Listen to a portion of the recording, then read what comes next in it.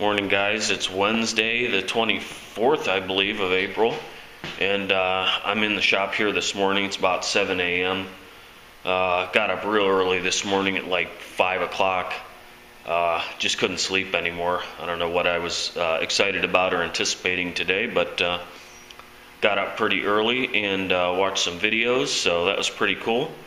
And I'm going to do a little, maybe not necessarily how-to, but a little welder setup video for Ruben and anybody else who needs to know a couple things about getting your welder set up.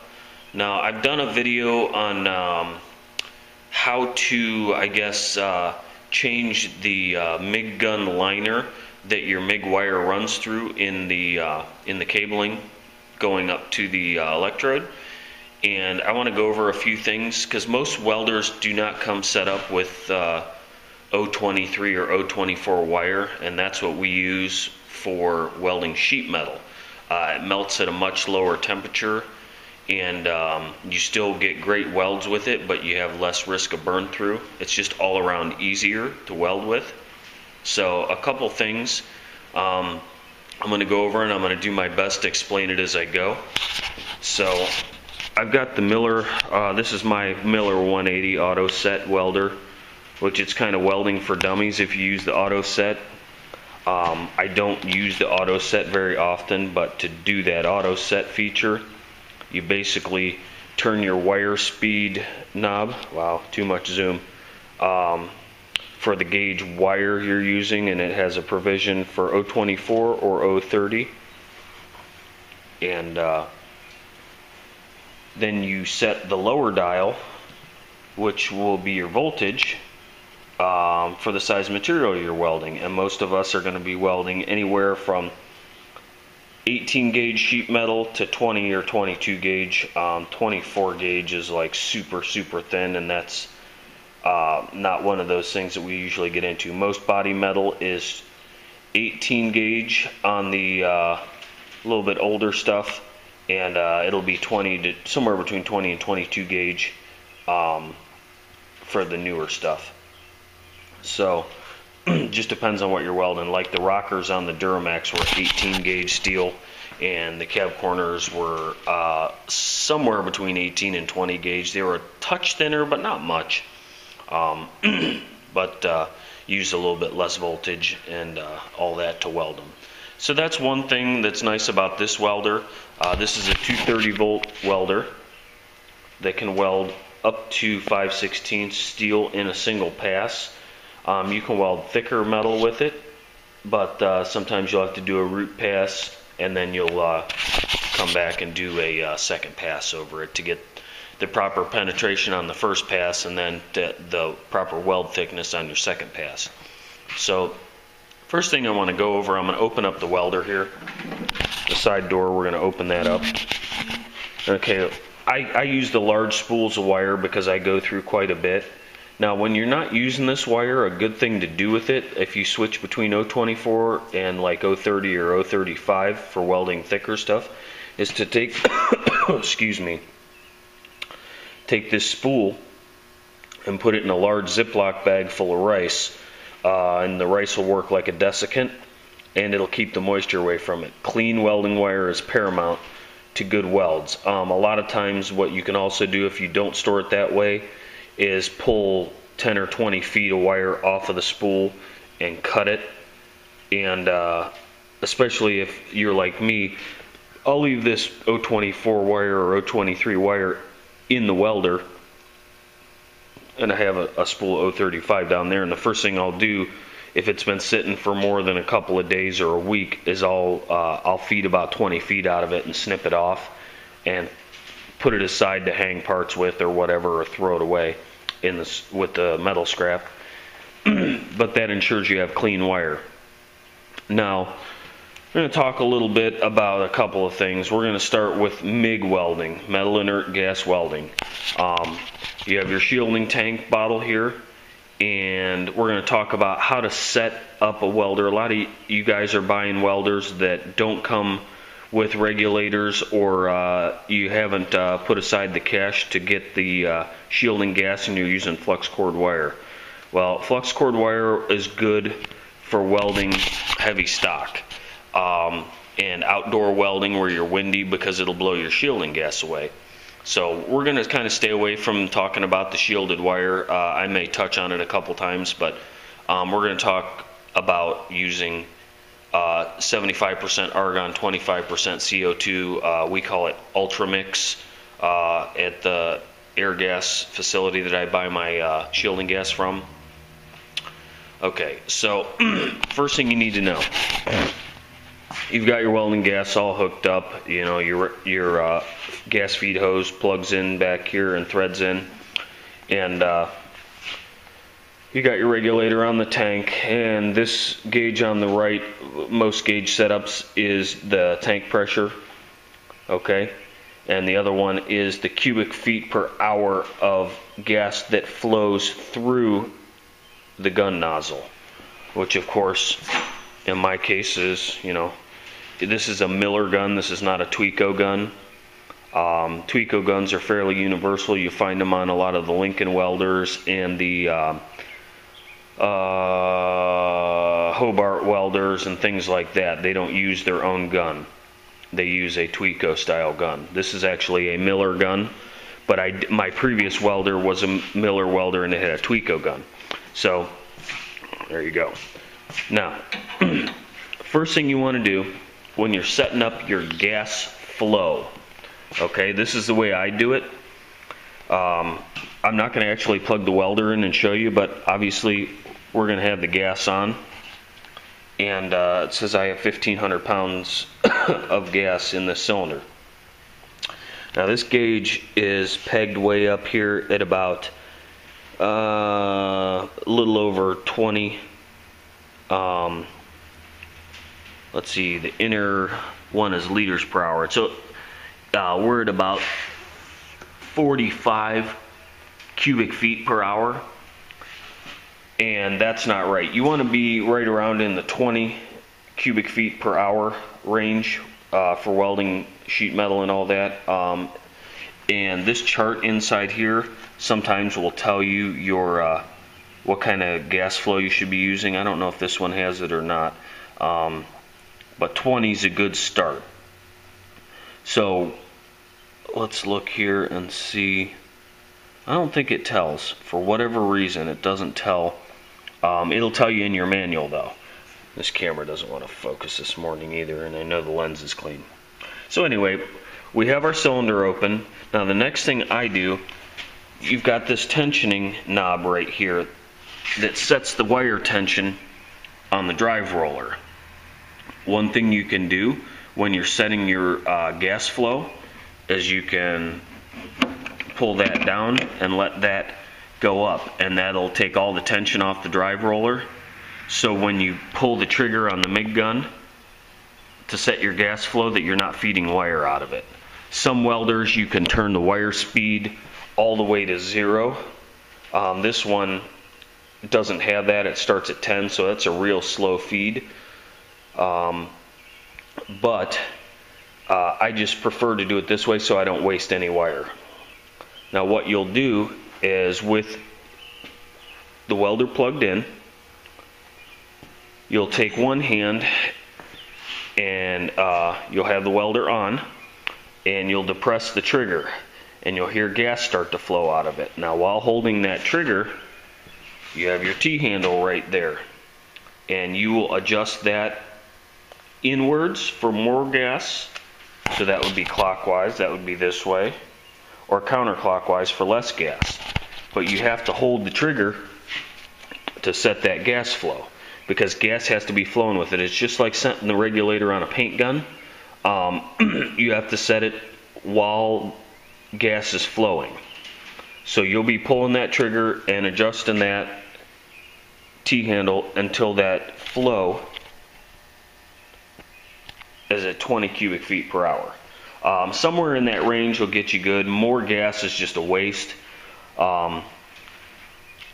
So that's the first thing on how to set your gas flow.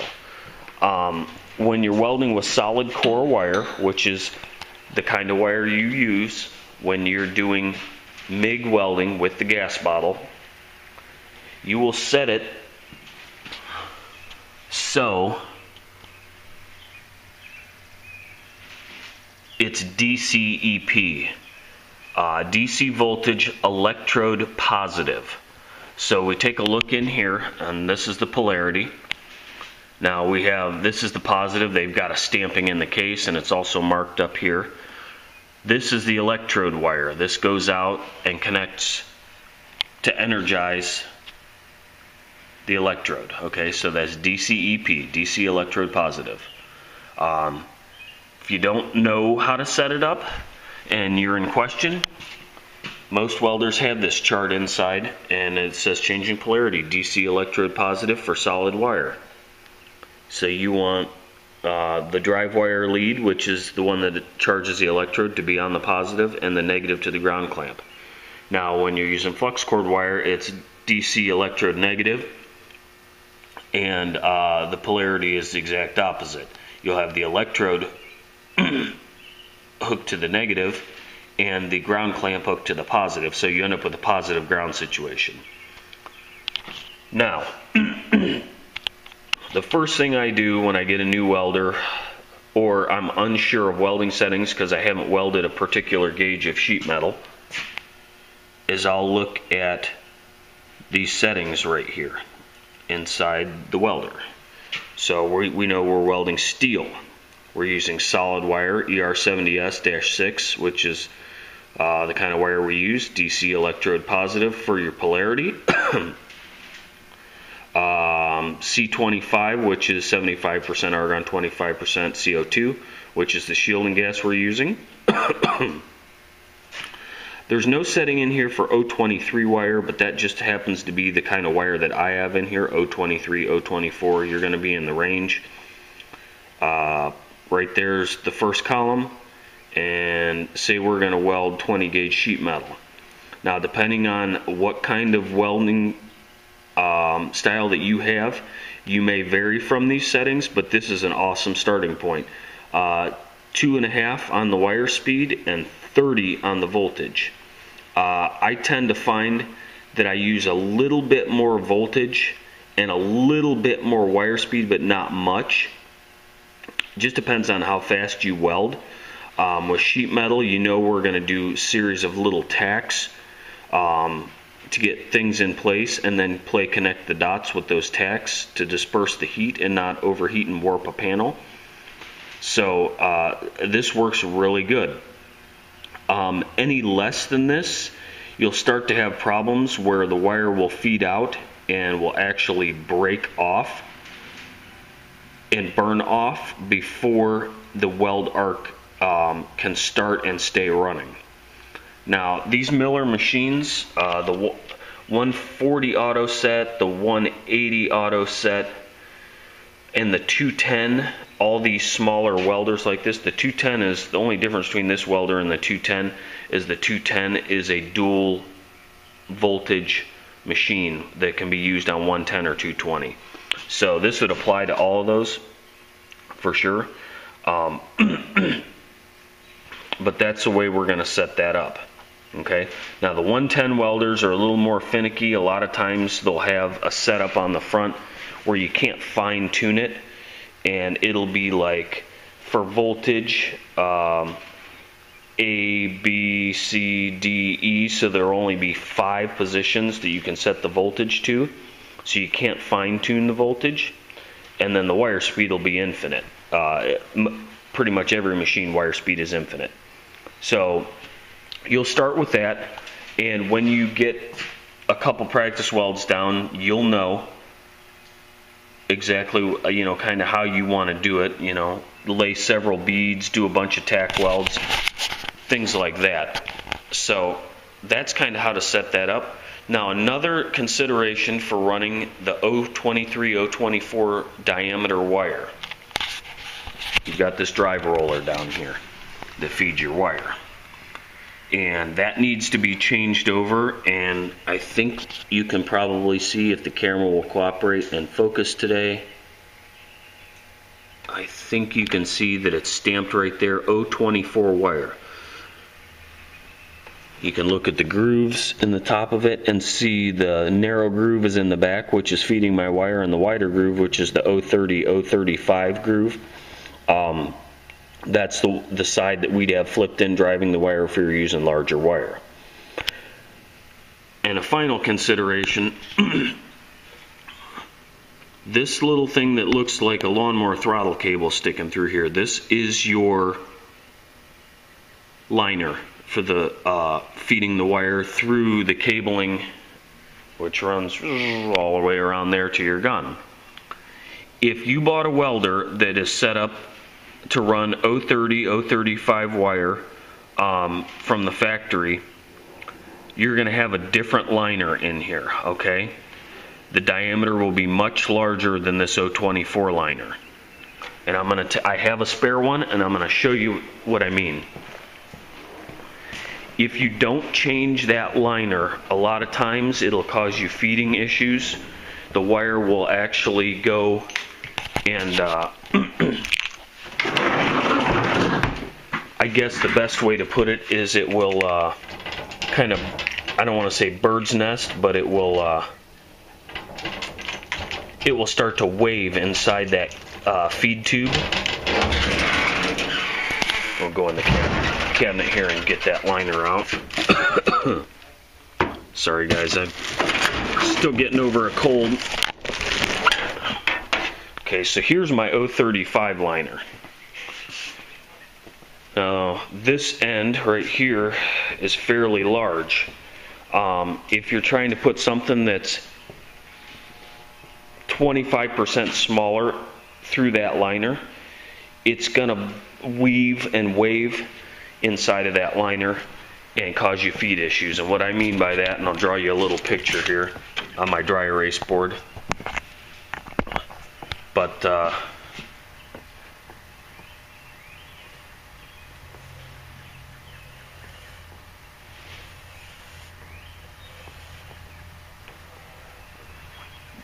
picture this to be the inside of this MIG liner, okay? 023 wire is smaller, or 024 wire, and what's going to happen is that wire's going to come through there, and it's going to want to do this inside of that liner, and it's going to try and bunch up, and then you know, you'll think your wire speed isn't fast enough, then all of a sudden that wire will straighten out. It's just a pain in the ass if you don't change that liner to the correct diameter liner.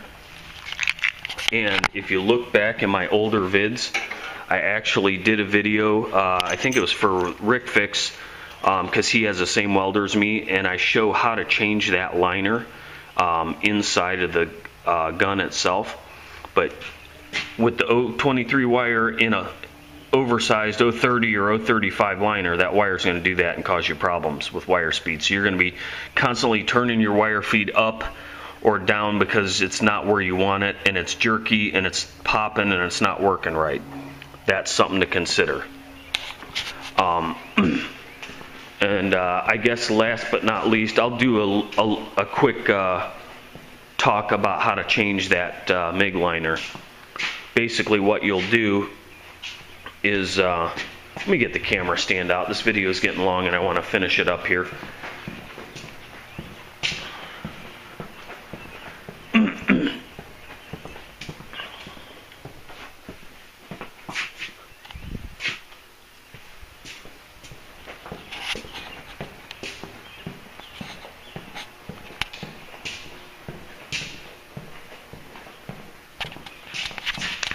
But this will give you the gist of it. I just don't feel like unwinding an extension cord and plugging it in and going through all the steps of how to set the gas for you. I think you can understand that, given the analogy of how to set up any sort of regulator.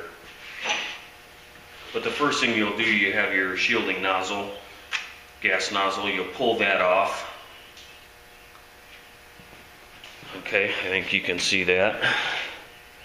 You'll take this contact tip out because you need the correct diameter contact tip.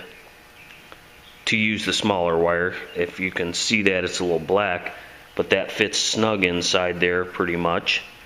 If you have the large contact tip, that's not as detrimental as not having the right size liner.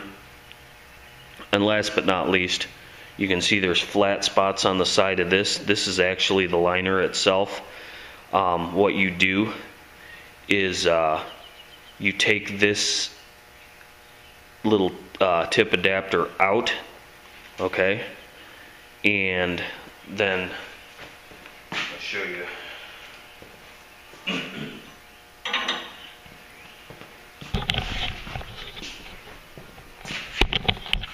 You have the other end of it where it comes into the welder here.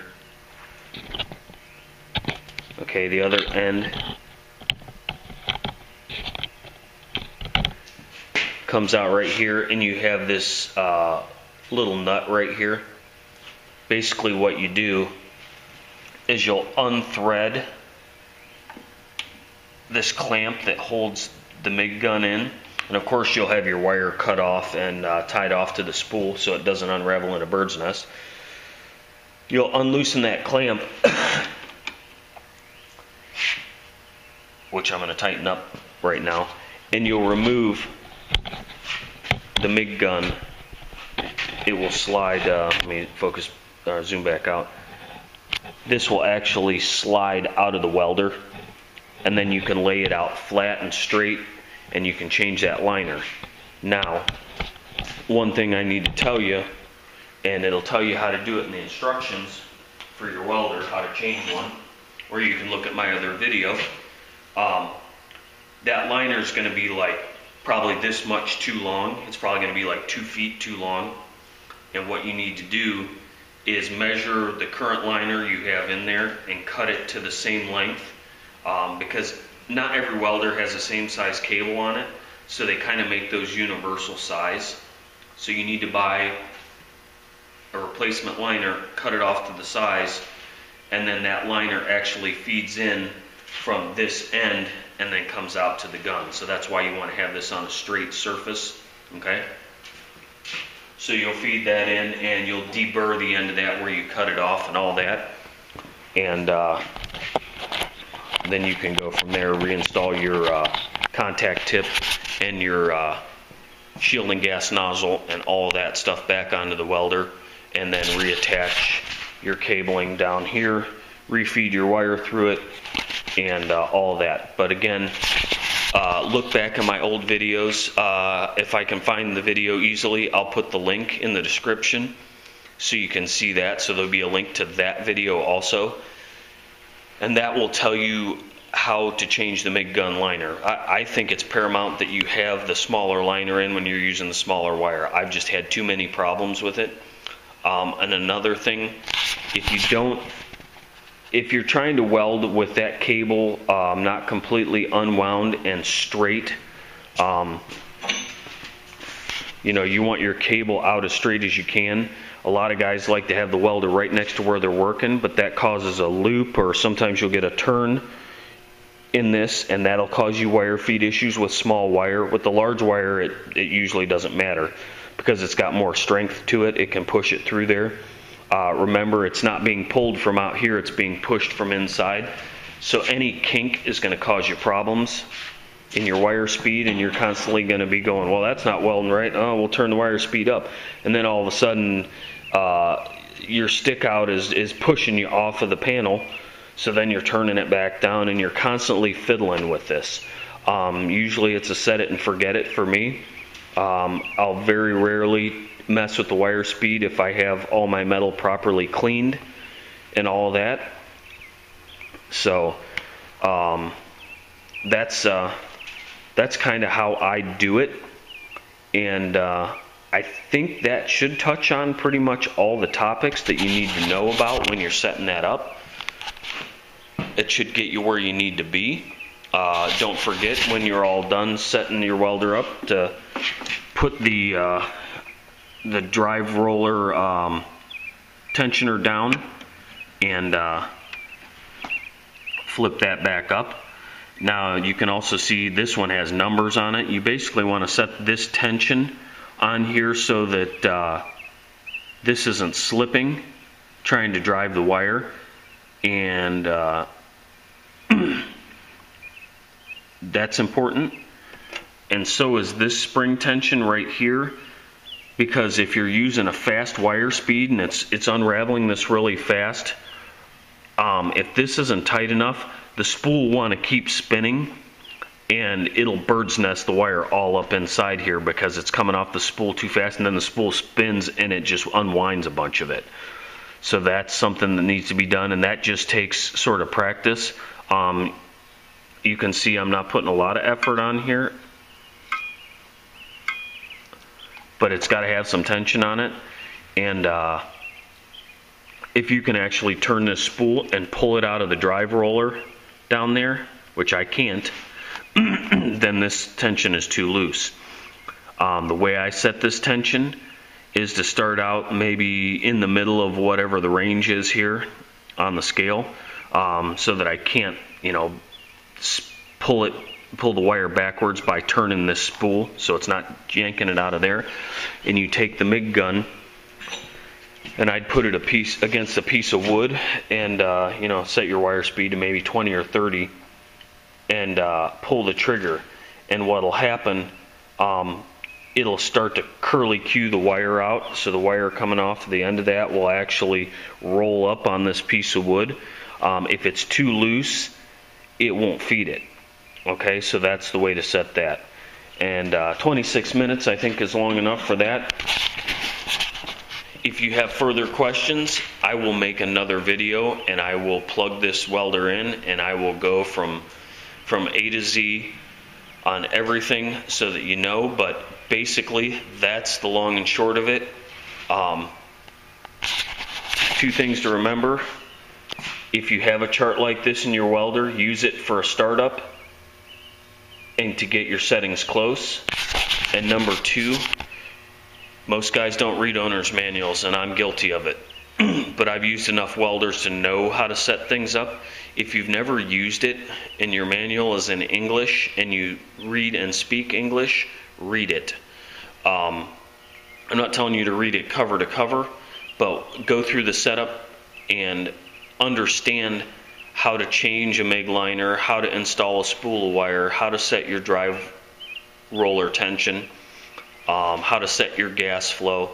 But this sort of thing applies to all MIG welders, irregardless of brand. I don't care if it's Hobart, Miller, Lincoln, Chicago Pneumatic, Summit Racing's brand. You know, I don't care where you got your welder and what kind of adjustments there are for wire speed and heat range. But if it's set up to use gas, or if it's not set up to use gas, it won't matter. All welders are pretty much set up like this, and you will be able to understand from this description on how to set them up, because there's just no real variance in them. The components may look a little different, but other than that, they're going to be located in similar places. You know, you get a welder, your wire is going to be back in the back of the welder, your drive roller is going to be there, and the gun wire is going to be attached right there. Your tensioner is going to be there. All this stuff is going to be inside the cover. You're going to be able to see it and recognize it and know what it's used for. So I hope this helps out a little bit. I think somebody else has made a video on sort of how to weld sheet metal. One last thing that I can explain to you about welding sheet metal: super duper short bursts do not make for better welds. And when I say that, I mean like an on-off pull of the trigger, like zzz, like that. That's too short of a burst, especially for this style welder. Not all welders do what this one does. It has what they call a soft arc start, where it reduces the voltage and wire speed to start the arc, I believe, and it just makes it easier to start your arc when you're welding. I usually do a count to 2 when I do a spot or a tack weld, and that's 1 1000 2 1000. If you just say 1 on off with the trigger, when you're trying to do that tack, you're not doing it long enough. You won't get penetration, but you don't want to do much longer than a 1/1000, 2/1000 with your tack. You know, that short burst, because if it's any shorter than that or any longer than that, you run the risk of either no penetration on the ladder part, or if you run it too long, you're going to blow through it. If you got it, once you get the welder fine-tuned, you might be able to go a little bit longer of a burst, but again, we don't want to generate too much heat when we're doing a spot weld, especially on the 20 to 22 gauge sheet metal. So, alright guys, I hope you enjoyed this one. I'll get it uploaded for you here this afternoon. I'm going to the lake today because we got a crappy rain out day. I'm going with my buddy Deja Vu to You 76. Look him up on YouTube. He's got a couple videos up, trying to get him in the loop here, but we got a crap day out, and he and I are going to go up and put impellers in a couple boat outdrives, so he has fresh impellers to start his season out with, so we don't have any overheating issues in the cooling system. So that's it for now, guys. Have a good day. Hit the record button, subscribe, like, dislike, whatever you like to do, and we'll catch you on the next one. Take care.